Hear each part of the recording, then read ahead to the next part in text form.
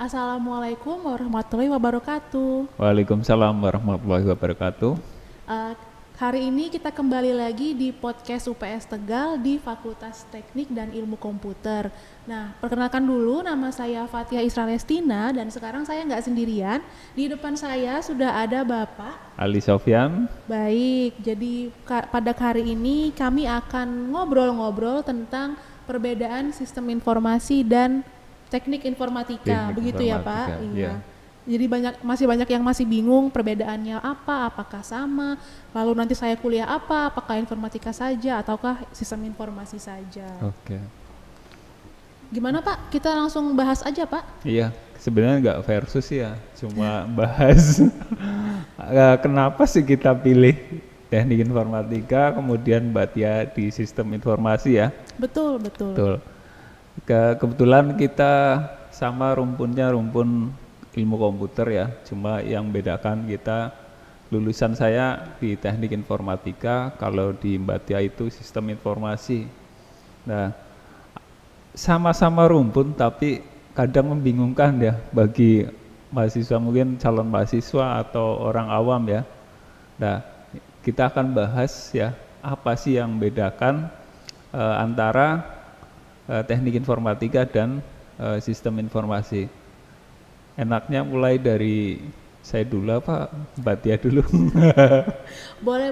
Kita mulai dari informatika dulu karena Informatika ya. orang-orang ngertinya informatika itu keren banget ya Pak. Iya. Orang bahkan berpikir, oh saya kalau bisa masuk informatika, saya bisa bikin robot. Apakah iya? Iya. Kita bahas dulu.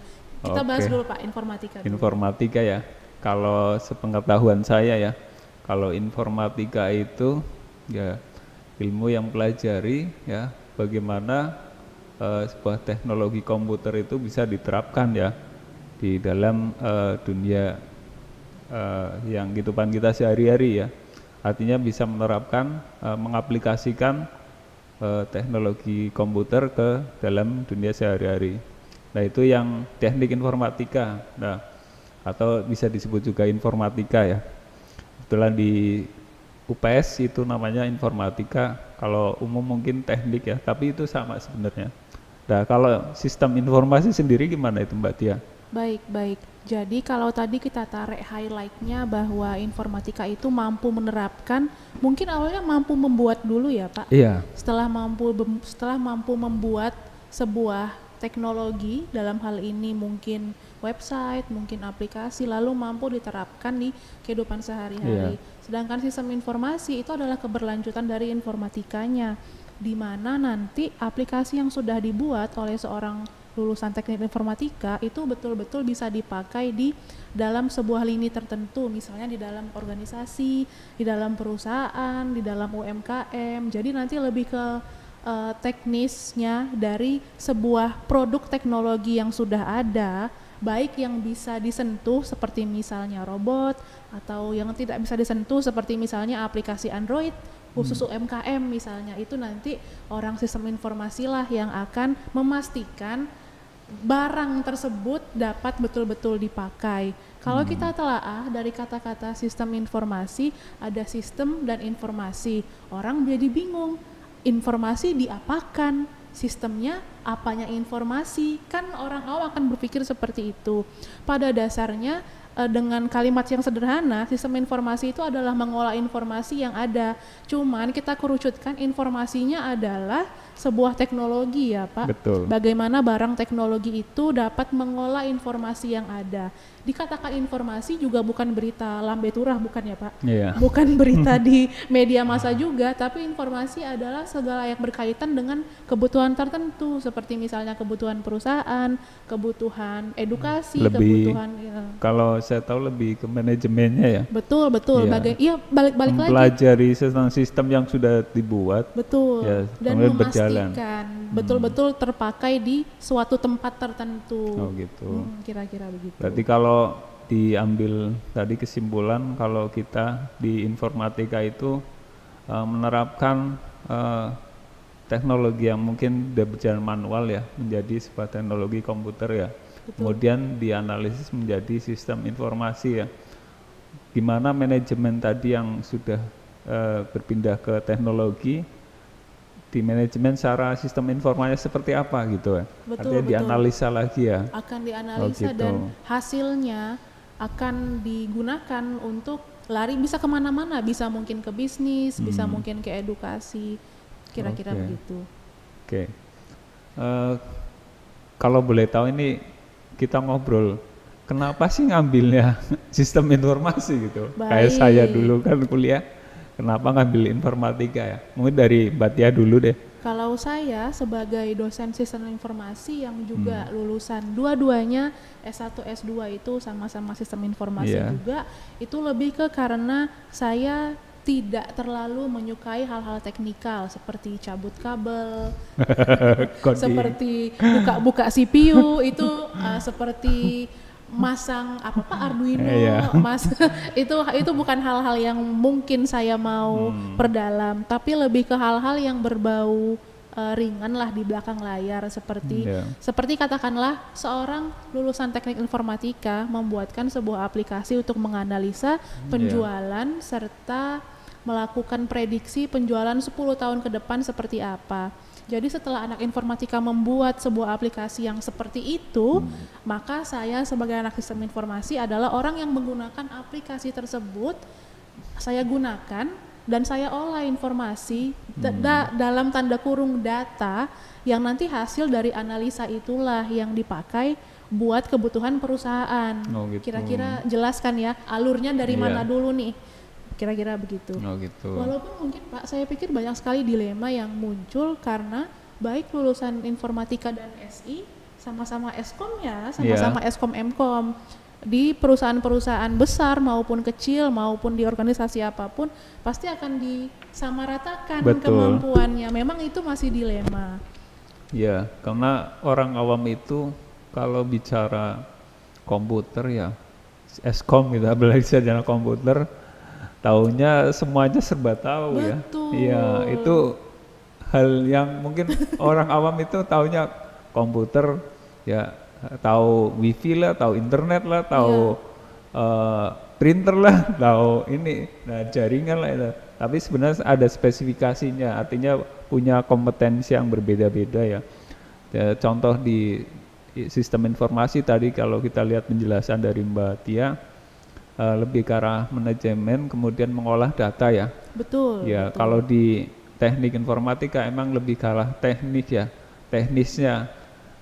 Bicara teknik informatika, dulu saya juga emang lebih seneng di komputer ya, jadi Betul. suka ya PC pas zaman SMA udah main, kemudian sering bongkar-bongkar lah, sering itu.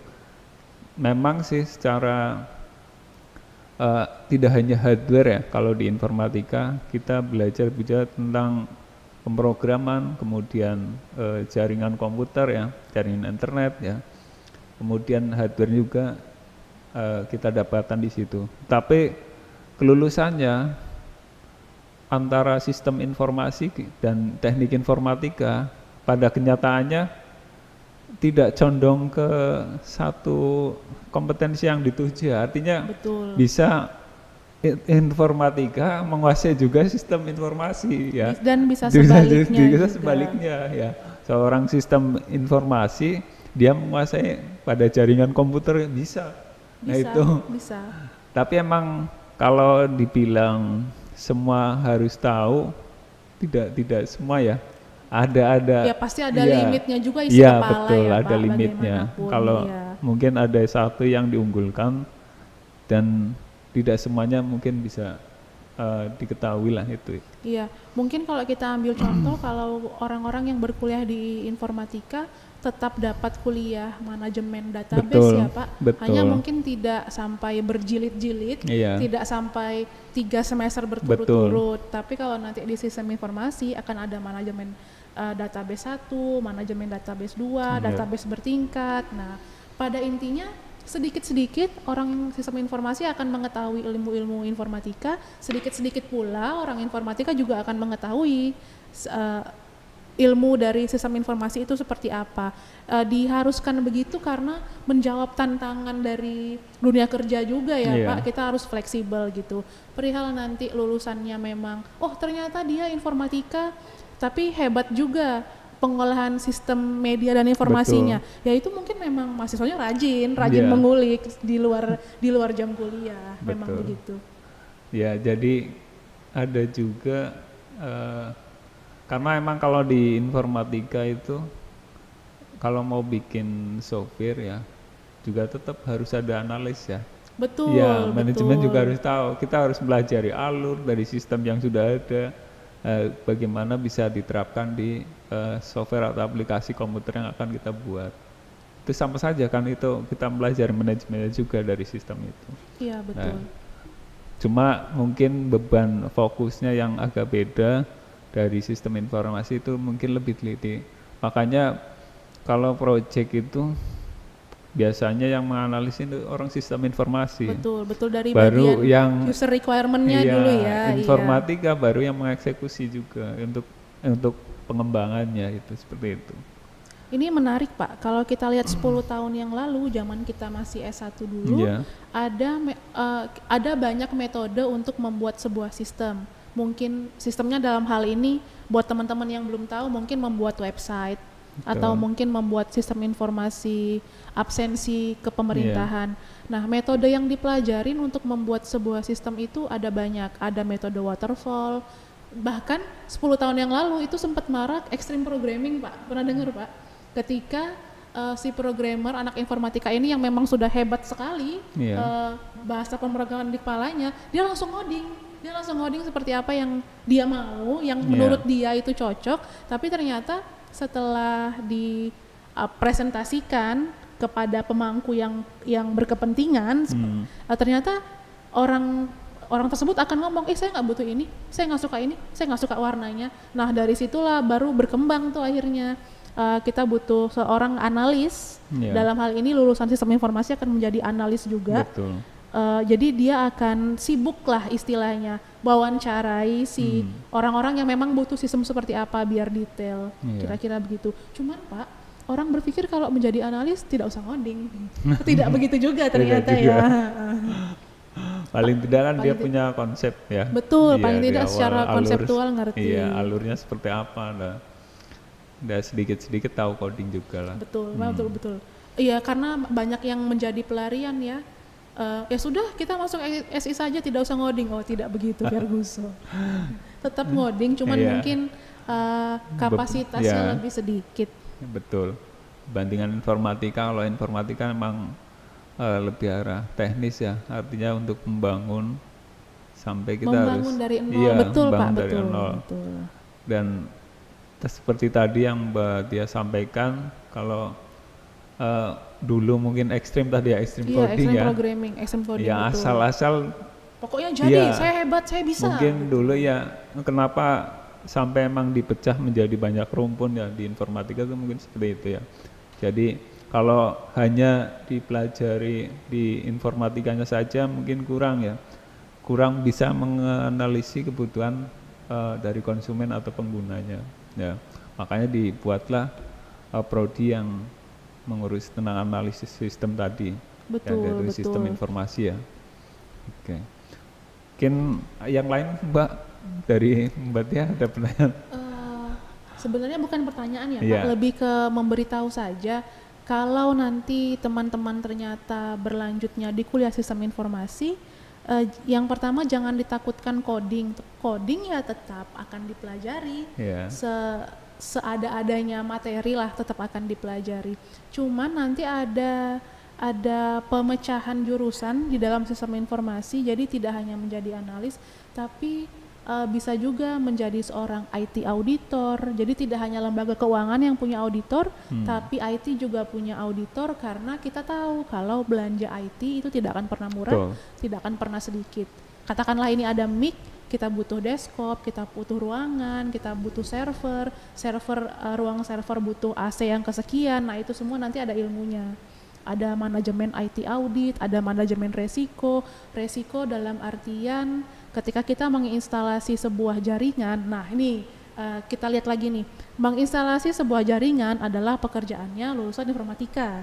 Hanya saja apakah aman atau tidak, apakah applicable atau tidak untuk sebuah tempat atau untuk sebuah katakanlah mungkin perusahaan minyak yang di offshore, yang di tengah laut, maka analisnya adalah orang sistem informasi. Jadi berkesinambungan sebenarnya ya Pak.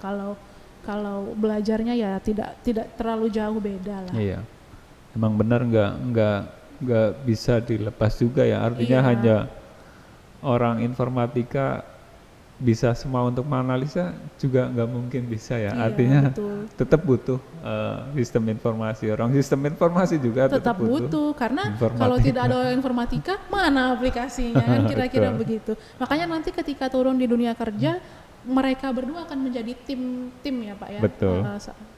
Biasanya sama-sama Eskom, cuman yang satunya lulusan informatika, yang satunya lulusan SI akan bekerja sama dalam sebuah tim. Iya. Jadi emang kalau di dunia kerja pun spesifik ya. Kalau perusahaan-perusahaan yang sudah internasional, kemudian multinasional, kebutuhannya bukan dibutuhkan staff IT. Artinya bisa ngerjain semua enggak, tapi enggak spesifik ya. Iya. Bahkan butuh programmer, harus taunya programmer ini, kemudian harus support di apanya. Nah, di situ udah beda-beda lagi. Makanya nanti lulusan dari rumpun komputer pun kompetensinya juga beda-beda ya. Betul. Lebih bagus sih emang fokus ke satu. Tentukan kemudian, dulu pengennya seperti apa. Pengennya apa, fokus aja ke satu. Dari satu contoh di pemrograman, mau bahasa pemrograman seperti apa. Iya betul. Nah, fokus apabila aja dipelajari semua pecah juga kali kepalanya nggak mungkin Pak. Ya kalau dipelajari semua setengah-setengah. Nah, kayak dulu saya juga seperti itu ya. Fokus ke web, PHP, ya udah fokus ke web. Karena saya milih itu karena lihat lowongan pekerjaan di perusahaan yang udah besar ya, lebih spesifik. Artinya dibutuhkan programan web, kemudian harus bisa apa, web server apa, kemudian bisa ngolah server, sebenarnya seperti itu. Jadi lebih spesifik, bukan staff IT. Kalau staff IT emang mungkin kalau perusahaan masih kecil itu bisa diminta untuk mengerjakan apa saja ya. Betul. Tapi kalau pengen perusahaan yang bonafit besar, ya memang harus spesifik ya keilmuannya.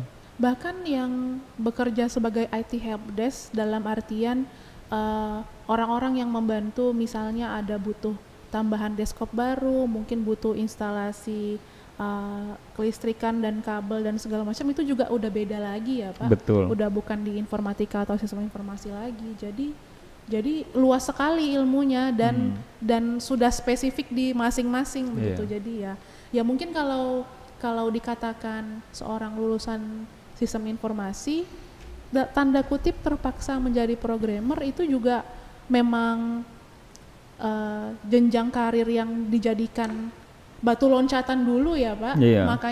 Makanya bagaimanapun tetap harus bisa programming, kira-kira begitu.